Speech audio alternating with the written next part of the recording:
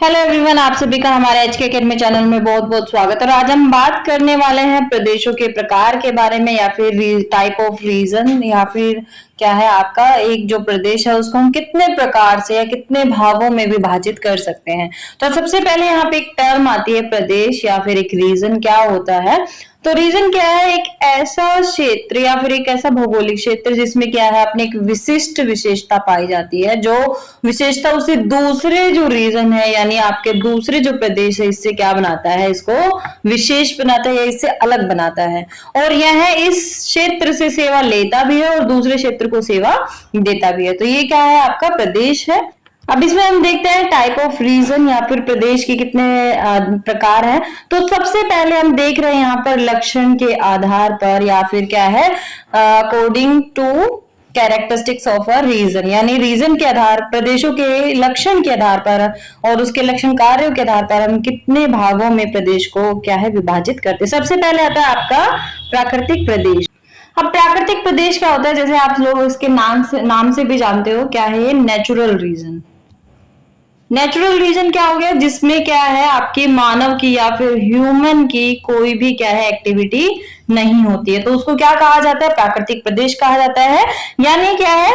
इसमें किन्हीं लक्षणों की समानता होती है। दूसरा, जैसे पर्वतीय प्रदेश, समुद्र तटीय प्रदेश। एक प्राकृतिक प्रदेश में कई प्रकार के आर्थिक व्यवसाय या कार्य हो सकते हैं। जैसे मैं बात करूं कि हमारे टुंड्रा प्रदेश की, तो टुंड्रा प्रदेश में क्या है आपका जो आपका लंबरिंग का है या फिर आपका जो लकड़ी उद्योग है वो काफी विकसित है, और उससे क्या है आपकी पेपर इंडस्ट्री भी जो है वो चलाई जाती है। अब मैं इंडिया में बात करूं प्राकृतिक प्रदेश की, तो इंडिया में प्राकृतिक प्रदेश कौन कौन से? जैसे ये हमारा क्या है वेस्टर्न पार्ट है इंडिया का। तो यहां पर आप देखते हो कि इस रीजन में क्या है हमारा दक्कन का पठार है या डेक्कन प्लेट्यू है। इसके बाद अगर हम बात करें दूसरे रीजन की, तो ये वाला जो रीजन है ये किसको क्या कहा जाता है? इसको कहा जाता है आपके वेस्टर्न कोस्ट या फिर आपका पश्चिमी घाट, और इस रीजन को क्या कहा जाता है? पूर्वी घाट कहा जाता है। इसी तरीके से अगर हम ऊपर की तरफ बात करें, तो ऊपर क्या है आपका जो ये रेंज है ये क्या है? पूरी हिमालयन रेंज है। और हिमालयन रेंज भी क्या है आपकी 3 श्रेणियों में बटी हुई है, यानी आपका सबसे पहले वृत हिमालय है, फिर उसके बाद में आपका लघु हिमालय, फिर शिवालिक हिमालय है। शिवालिक हिमालय के नीचे आपका क्या पाया जाता है? यहाँ पर सिंधु गंगा ब्रह्मपुत्र का मैदान पाया जाता है। तो ये सब क्या है आपके प्राकृतिक प्रदेश है। नेक्स्ट जो आपका रीजन है उसकी जो क्या है आपका कर्मोपलक्षी प्रदेश। कर्मोपलक्षी प्रदेश क्या है? इसमें कार्य संगठन की एकता होती है, जिसको क्या कहा जाता है? यानी आपके जो वर्क है उसका क्या है? एक ऑर्गेनाइजेशनल स्ट्रक्चर होता है, तथा इसके भागों में पारस्परिक निर्भरता रहती है। यानी क्या है एक जो कार्य है, एक फंक्शन क्या है दूसरे फंक्शन पे क्या रहता है? डिपेंड रहता है। तो इसमें क्या है कि कार्य संगठन की एकता होती है। दूसरा क्या है कि एक जो आपका रीजन है वो दूसरे रीजन पे क्या है? फंक्शनल के बेसिस पर डिपेंड रहता है। इसमें विभिन्न भागों को जोड़ने के लिए किसकी सहायता ली जाती है? इसमें परिवहन की सहायता ली जाती है, यातायात की सहायता ली जाती है। यानी क्या है एक रीजन दूसरे रीजन से किससे जुड़ा होता है? आपका यातायात से जुड़ा होता है।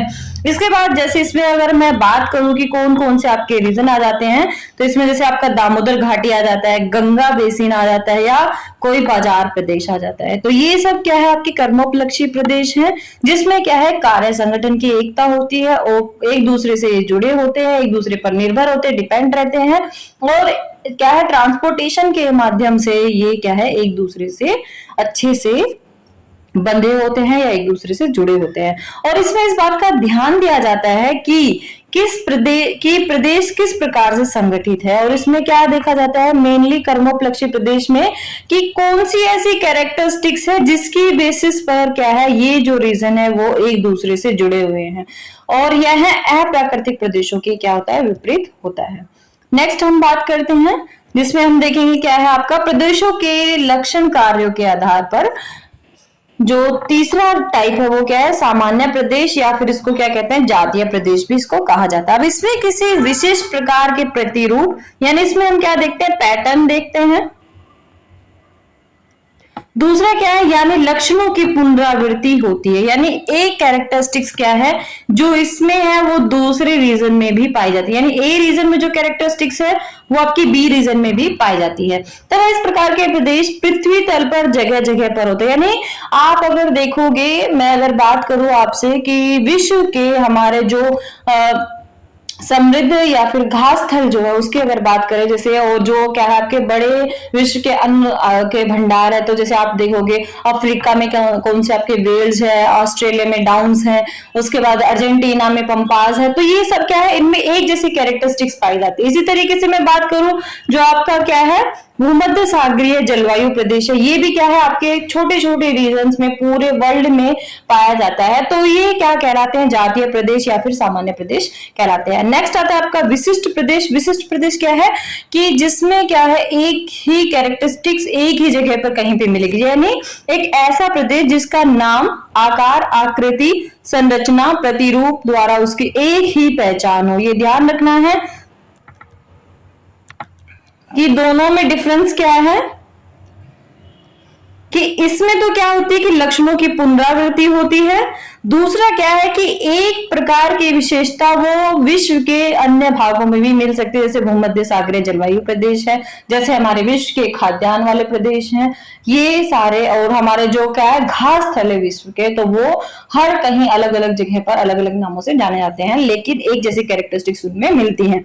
लेकिन विशिष्ट प्रदेश में क्या है कि आपको एक ही पहचान मिलती है एक प्रदेश की, यानी या तो उसके नाम के आधार पर हो सकती है, या आकार के आधार पर हो सकती है, आकृति के आधार पर हो सकती है, उसके संगठन या फिर उसकी संरचना के आधार पर हो सकती है, और उसके पैटर्न या फिर उसके प्रतिरूप के आधार पर हो सकती है। अब जैसे इसमें एग्जाम्पल देखें तो एग्जाम्पल में क्या है आपका मेसोपोटामिया है, भाबर प्रदेश है, सुंदरवन है, छत्तीसगढ़ प्रदेश है, तो ये सब क्या है आपके विशिष्ट प्रदेश है जो विश्व में एक ही जगह पर पाया जाता है। अब यहाँ पे एक नाम आया है सुंदरवन, तो सुंदरवन आप सभी जानते हुए ये कहाँ पे है, जहां पर क्या है आपकी गंगा और ब्रह्मपुत्र नदी मिलकर एक बहुत बड़ा डेल्टा बनाती है, तो वहां पर क्या है आपका सुंदरवन का डेल्टा पाया जाता है। तो सुंदरवन एक क्या है बहुत अच्छा बायोडाइवर्सिटी वाला रीजन है भारत का।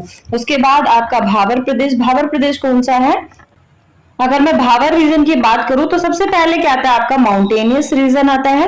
माउंटेनियस रीजन से जितने भी बड़े बड़े पत्थर आते हैं वो एक जगह पर यहाँ पर क्या है एकत्रित हो जाते हैं जब वो मैदानों में आते हैं, तो इसी रीजन को क्या कहा जाता है, इसी रीजन को भाबर प्रदेश कहा जाता है। और यहाँ पर क्या है आपकी जो रिवर्स ऊपर से आ रही होती है यहाँ पे विलुप्त हो जाती है। इसके बाद आपका तराई रीजन आता है, उसके बाद खादर और बांगर आप जैसे जानते ही हैं। तो क्या है भाबर प्रदेश भी एक क्या है विशिष्ट प्रकार का रीजन है या विशिष्ट प्रकार का प्रदेश पाया जाता है। इसके बाद आता है प्राकृतिक प्रदेश। प्राकृतिक प्रदेश यानी नेचुरल रीजन। नेचुरल रीजन क्या है आपका, तो एक ऐसा इकाई क्षेत्र जिसमें एक समान ऐसे प्राकृतिक अभिलक्षण मौजूद हो जो उसे समीपवर्ती क्षेत्रों से भिन्न बनाते, जैसे क्या है जलवायु प्रदेश, मृदा प्रदेश या वनस्पति प्रदेश। तो ये क्या है आपके इनकी अपनी एक प्राकृतिक सीमा होती है, अपना एक प्राकृतिक प्रदेश होता है, यानी अपने प्राकृतिक अभिलक्षण मौजूद होते हैं। जैसे अगर मैं बात करूं ब्लैक सोइल की, तो ब्लैक सोइल इंडिया में मोस्ट ऑफ कहाँ पे मिलती है आपके जो आपका साउदर्न जो पार्ट है इंडिया का, यानी दक्कन का प्लेटो है, यहाँ पर क्या है आपकी ब्लैक सोइल पाई जाती है। इसी तरीके से मैं क्या बात करूं कि जलोढ़ मृदा कहाँ पे मिलती है, तो आपका सिंधु गंगा ब्रह्मपुत्र का मैदान जो है यहाँ पर जलोढ़ मृदा काफी अच्छी पाई जाती है। तो ये सब क्या है आपके ये रीजन है एक प्राकृतिक प्रदेश के जिसकी अपनी एक भौगोलिक विशेषता पाई जाती है।